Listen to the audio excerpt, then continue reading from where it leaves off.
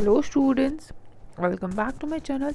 United Nations के MCQs part 2 में आज हम कुछ और एमसीक्यूज डिस्कस करेंगे।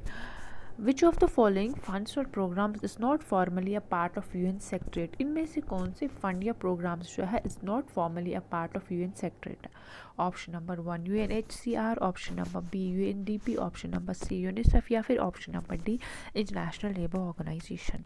सो इसका जो आंसर रहेगा that's option number D International Labour Organisation. International Labour Organisation is a specialised agency not the part of the secretariat. ये एक स्पेशलाइज्ड एजेंसी तो है यूनाइटेड नेशंस की, लेकिन ये पार्ट ऑफ द सेक्रेटरीट नहीं है। इंटरनेशनल लेबर ऑर्गेनाइजेशन कब एस्टैब्लिश हुई थी? 1919 में।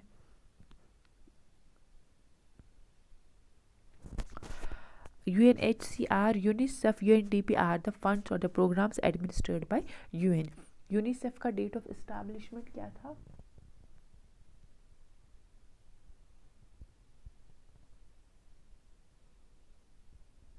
1946।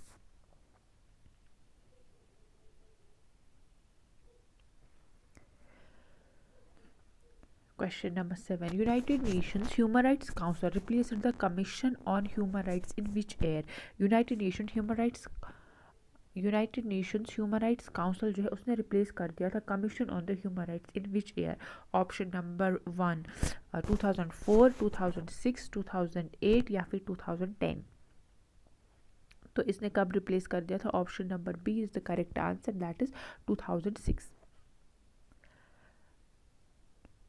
विच UN agency is headquartered outside Europe? इनमें से कौन सी यूएन एजेंसी है जिसका हेडक्वार्टर यूरोप से बाहर है? UNESCO, World Health Organization, Food and Agriculture Organization या फिर यूएन हैबिटेट?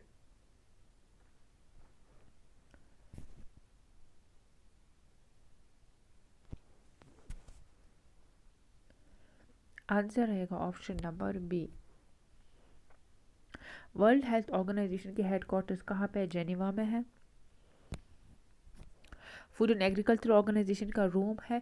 यूनेस्को का पेरिस में है। While the United Habitat is headquartered into the Nairobi. इसके हेडक्वार्टर नरबोया है। Only major United Nation organisation जिसके हेडक्वार्टर्स अफ्रीका में है वो कौन है? UN Habitat. Question number 9। Peacekeeping operation और authorise under? Peacekeeping operation जो है वो किसके अंडर एथोराइज किए गए? Option number 1 UN charter chapter 6, UN charter chapter 7 या फिर 6 and 7 both not mentioned in the charter. इसका जो आंसर रहेगा that's option number D not mentioned in the UN charter.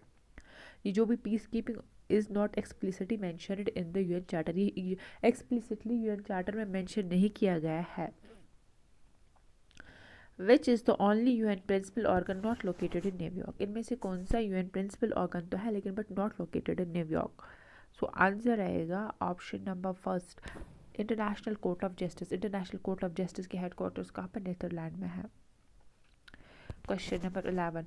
Right of veto in security council can be use. Right of veto जो है किस में use कर सकते हैं हम लोग?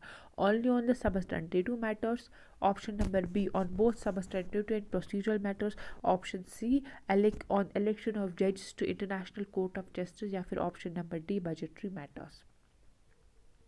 आंसर जो रहेगा that is option number A, only on substantive matters पे हम लोग वीटो पावर को यूज़ कर सकते हैं। और question number 12। The largest contributor to UN peacekeeping budget? UN peacekeeping budget में लार्जेस्ट कंट्रीब्यूशन सबसे ज़्यादा कंट्रीब्यूशन किसका होता है?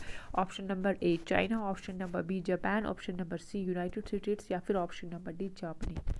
सो आंसर रहेगा ऑप्शन नंबर सी, सबसे ज़्यादा कंट्रीब्यूशन यूनाइटेड स्टेट्स का है। Responsibility to protect was formally endorsed by UN in responsibility to protect. Responsibility to protect ये एक जब ह्यूमन राइट्स वायलेशन होती है कहीं पे, जेनोसाइड हो जाती है, तो बाकी नेशंस का ये राइट बन जाता है कि ह्यूमैनिटेरियन इंटरवेंशन जिसको कहते हैं कि वो इंटरवीन करेंगे उस कंट्री में और वहाँ के सिटीजन्स को प्रोटेक्ट करेंगे। It was formally endorsed by the UN in option number A 2000, option number B 2005 world summit outcome में या फिर option number C 2010 human rights review में या फिर option D 2015 sustainable development agenda में। सो ये दिया गया था 2005 में। Option number B is the correct answer, 2005 world summit outcome Canadian government ने अडॉप्ट किया था पहले। Which of the following is not specialised agency of United Nations. United Nations की टोटल कितनी स्पेशलाइज्ड एजेंसी है? 17, और इनमें से कौन सी specialised agency of United Nations नहीं है? वर्ल्ड इंटेलेक्चुअल प्रॉपर्टी राइट्स, ये भी है, वर्ल्ड बैंक भी है, IM में भी है, तो United Nations framework, United Nations framework convention on climate change, UNFCCC जो है, it's not a specialised agency of United Nations. So option D जो है वो आंसर रहेगा। Question number 15. The Security Council can impose the sanctions under which chapter of UN Charter? Security Council जो है वो किस चैप्टर के अंडर sanctions impose कर सकता है? 5, 6, 7 या 8? आंसर रहेगा option number C, that's chapter 7।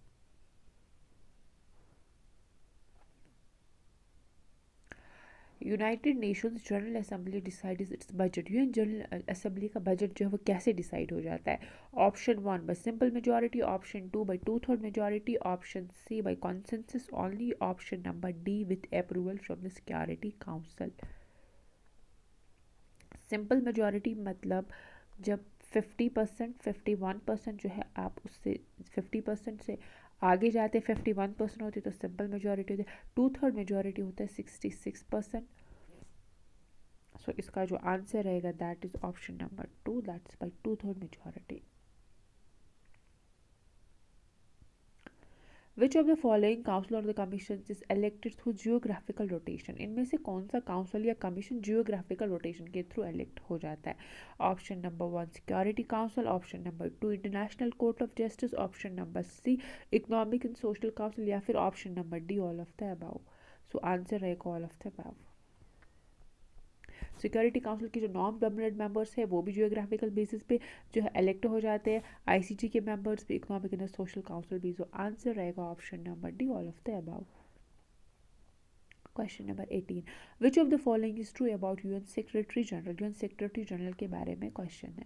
Option number 1 has veto power in General Assembly, इसका जनरल असेंबली में वीटो पावर होता है।